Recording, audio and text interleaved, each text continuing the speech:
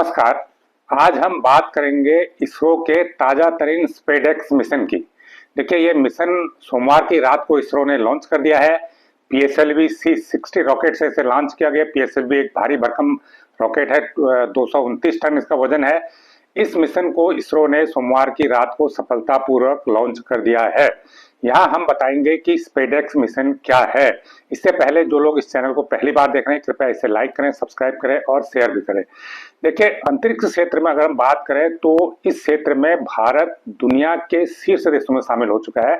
अगर हम बात करें तो अमेरिका, रसिया और चीन के बाद चौथा बड़ा देश है भारत, जो स्पेसएक्स मिशन लॉन्च कर रहा है। स्पेसएक्स मिशन में ऐसा होता है कि दो उपग्रहों को आसमान में छोड़ा जाता है, फिर उन्हें आपस में जोड़ा जाता है और फिर उन्हें अलग किया जाता है। ये एक तकनीक है। इस तकनीक की क्षमता को भारत हासिल करना चाहता है। अभी तक भारत ने बहुत सारे मिशन छोड़े, 100-125 मिशन भारत ने अंतरिक्ष में लॉन्च कर दिए हैं, लेकिन अभी तक कोई ऐसा मौका नहीं आया जब दो उपग्रहों को आपस में उसने जोड़ा हो। तो पहली बार ये मिशन ऐसा इसरो शुरू कर रहा है जिसमें दो उपग्रहों को वो आपस में जोड़ेगा। एक उपग्रह से दूसरे उपग्रह को अलग करने का कैपेसिटी इसरो के पास पहले से है। ये कई मिशनों में उसने किया है। चंद्रयान में भी किया है कि चंद्रयान में पहले एक सैटेलाइट गया था, एक उपग्रह गया था, उससे एक फिर दूसरा यंत्र निकालकर चंद्रयान पर उतारा गया था। तो वो टेक्नोलॉजी, अलग करने की टेक्नोलॉजी इसरो के पास है। इस मिशन में दो उपग्रहों को उसे मिलाना है। अब पीएसएलवी में जो कल लॉन्च किया गया, कल रात को लॉन्च किया गया, इसमें दो उपग्रह रखे गए हैं और ये एक सामान्य उपग्रह है जिसमें पेलोड होते हैं, एक्सरे, इमेजरी और तमाम चीजें इसमें हैं जो पेलोड होते हैं। तो इन यहाँ पर पेलोड का उतना महत्व नहीं है कि क्या पेलोड है। इसमें महत्व इस बात का है कि इन दो उपग्रहों को कैसे आपस में जोड़ा जाएगा। देखिए, कल ये लॉन्च हो चुका है और 12-13 दिन के बाद ये जब अपनी कक्षा में स्थापित हो जाएगा, दोनों उपग्रह करीब 470 किलोमीटर की ऊंचाई पर जो लोअर ऑर्बिट है वहां पर स्थापित हो जाएंगे। उसके बाद ये दो उपग्रह हैं, इनकी जो डिस्टेंस है करीब 5 किलोमीटर के डिस्टेंस में ये उपग्रह आपस में घूमते रहेंगे। उसके बाद इसरो यहीं बैठे बैठे, इसरो की जो मास्टर नियंत्रण फैसिलिटी है हसन में, तो यहाँ ही बैठे बैठे इसरो इन दोनों उपग्रहों को 5 किलोमीटर की जो दूरी पे चल रहे हैं, चक्कर काट रहे हैं, उनको आपस में नजदीक लाएगा लाएगा लाएगा, आपस में इनको जोड़ देगा। अब जोड़ेगा कैसे? देखिए, जोड़ेगा कैसे, से डॉकिंग कहते हैं। डॉकिंग और अनडॉकिंग। आप ऐसा समझ लीजिए जैसे पेन होता है, आप पेन का एक हिस्सा निकालते हैं, अलग हो जाता है, फिर उसको आप जब बंद करना होता है फिर ऐसे जोड़ते हैं। तो इसी आकार के, इसी से मिलते जुलते ये उपग्रह है। SDX-1 और SDX-2 इनका नाम है। तो इनको आपस में पहले ये उपग्रह इसी तरह के हैं, एक दूसरे के में जो फिट होने वाले बनाए गए। तो इनको यहीं से कमांड देके, धीरे धीरे कमांड देके इनको नजदीक लाया जाएगा, फिर इनको आपस में जोड़ दिया जाएगा। ये दो उपग्रहों का एक बन जाएगा। फिर इनको अलग किया जाएगा। तो अलग करना उतनी बड़ी बात नहीं जितना जोड़ना बहुत बड़ी बात है। तो क्योंकि अलग करने की टेक्नोलॉजी में, जैसे मैंने बताया कि इसरो पहले भी कर चुका है, तो जोड़ना पहली बार हो रहा है कि स्पेस में चक्कर काटते हुए दो उपग्रहों को जोड़ने की जो टेक्नोलॉजी है इसरो के पास, ये पहली बार टेक्नोलॉजी तो है दुनिया में, क्योंकि कई देश पहले कर चुके हैं, 3 देश पहले कर चुके हैं, लेकिन इसरो इस टेक्नोलॉजी का इस्तेमाल पहली बार करने जा रहा है। और ये इससे चुनौतीपूर्ण होता है क्योंकि जब ये सैटेलाइट घूम रहे होते हैं तो 7-8 किलोमीटर पर सेकेंड की स्पीड होती है, बहुत तेज स्पीड से होती है। और आपको ये ध्यान रखना है कि जो डॉकिंग होनी है वो उसके सही खांचे में फिट बैठ जाए।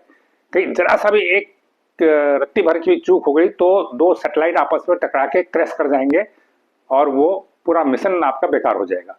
तो ये चुनौतीपूर्ण काम इसरो इसमें कर रहा है और कल उसको लॉन्च किया गया, 30 दिसंबर को लॉन्च किया गया। नए साल में करीब ये 11, 12, 13 दिन लगते हैं इसमें, तो 13 या 12, 13 जनवरी के आसपास ये जो पहले इनके आपस में डॉकिंग होगी, फिर उसके बाद कुछ समय बाद उसको अनडॉक किया जाएगा।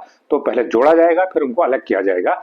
अब इसका अगर हम बात करें तो ये टेक्नोलॉजी, जैसे हमने कहा कि अमेरिका के पास है। सबसे पहले डॉकिंग और अनडॉकिंग का काम अमेरिका ने किया था और अमेरिका ने 16 मार्च 1966 में ये क्षमता हासिल कर ली थी। उसके बाद दूसरा कंट्री रसिया था जिसने 30 अक्टूबर 1967 को ये काम करके दिखाया था। और तीसरा कंट्री चाइना है जिसने 2 नवंबर 2011 को ऐसा करके दिखाया था। अब भारत इसमें चौथा कंट्री बनने जा रहा है जो 2025 के शुरुआत में ये सफलता हासिल करके दिखाएगा और बाकी दुनिया के किसी की भी देश के पास ये कैपेसिटी नहीं है। अब प्रश्न उठता है कि भारत ये क्यों कर रहा है, इससे फायदा क्या है? देखिए, इससे फायदा बहुत है। भारत ने अभी तक जो मिशन किए हैं वो चंद्रयान तक किए हैं। चंद्रयान 3 किया है, उसमें एक मिशन चांद पे उतरा था और उसने वहां से फोटो खींच के भेजे थे, उसके बाद वो सैटेलाइट वहीं पर पड़ा था।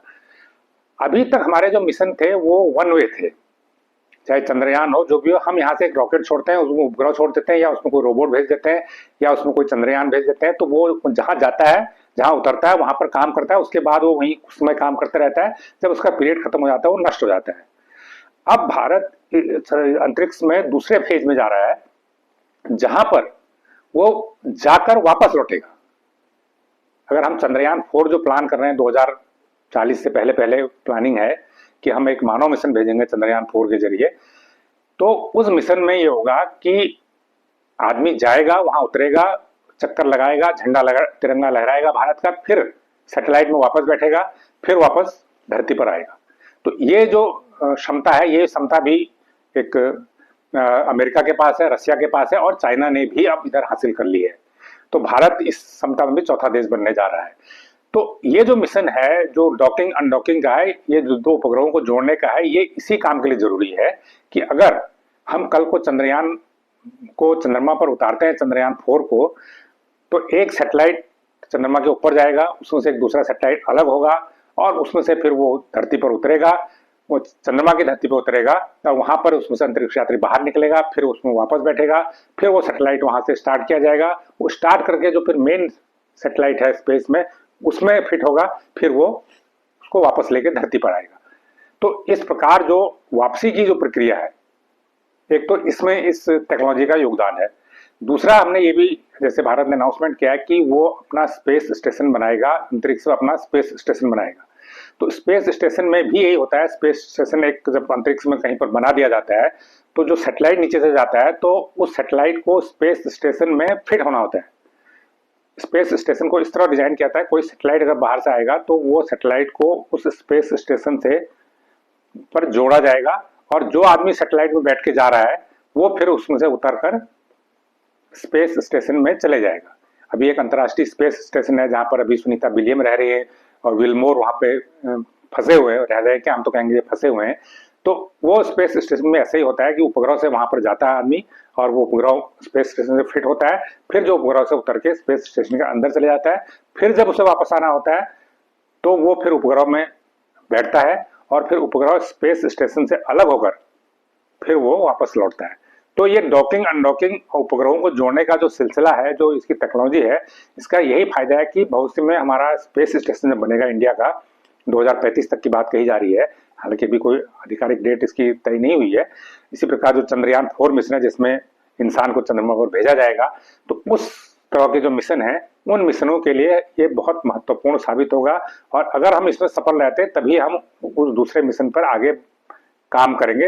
एक तरह से अगर हम ये कह सकते हैं कि इस मिशन की सफलता ही आगे के हमारे चंद्रयान 4 और स्पेस स्टेशन मिशन की सफलता का आधार बनेगा, क्योंकि हमें उस मिशन को शुरू करने से पहले ये लक्ष्य हमें धीरे धीरे हासिल करने होंगे, तभी हम आगे बढ़ पाएंगे। अब ये देखना है कि अगले 14 दिनों के बाद जब ये मिशन सफल होगा, और तब एक भारत का एक बड़ा अचीवमेंट होगा, और इसको एक बड़ी उपलब्धि के रूप में भारत प्रचारित भी करेगा। और अब अगले 14-15 दिनों तक सबकी नजरें इस मिशन पर रहेंगी कि जो हमारा स्पेडेक्स है ये कितना सफल होता है, और एक कैसे भारत इस मामले में भी दुनिया का चौथा देश बन जाता है, और एक शीर्ष देशों के शीर्ष 4 देशों में शामिल हो जाता है। ये वीडियो आपको कैसा लगा, ये जानकारी आपको कैसी लगी, हमें कमेंट करके जरूर बताएं। जो लोग इस चैनल को पहली बार देख रहे हैं वो इसको लाइक